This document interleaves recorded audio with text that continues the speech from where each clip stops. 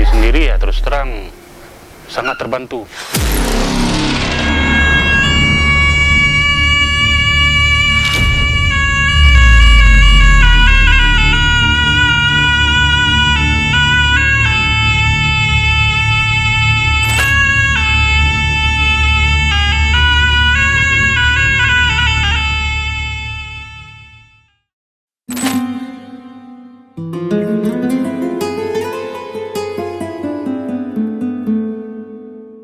Nama saya Heran Mangging.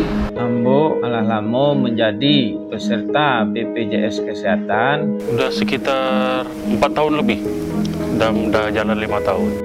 Ambo bersama keluarga, terutama bini Ambo karena inyo mengidap kelainan jantung, alah rutin mempergunakan pelayanan BPJS Kesehatan. Pelayanannya sangat rancak dan sangat memuaskan.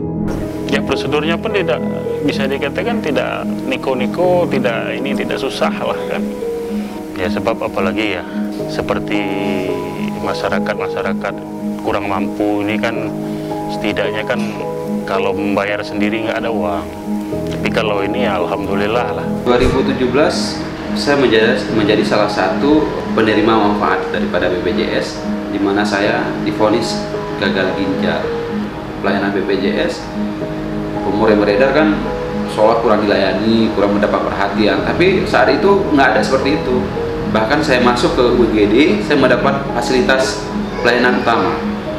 Rp1 pun saya nggak mengeluarkan uang. Ini perlu diketahui oleh teman-teman semua.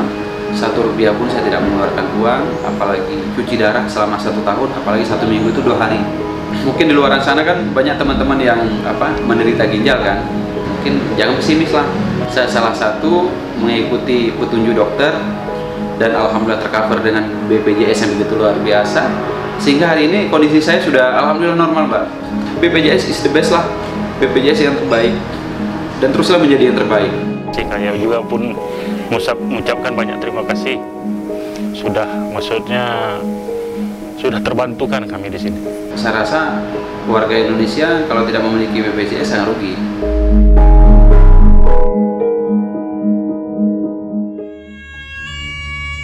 Sejak awal, BPJS Kesehatan telah menerapkan prinsip gotong royong atau ta'awun, yaitu saling menolong bagi peserta JKN KIS.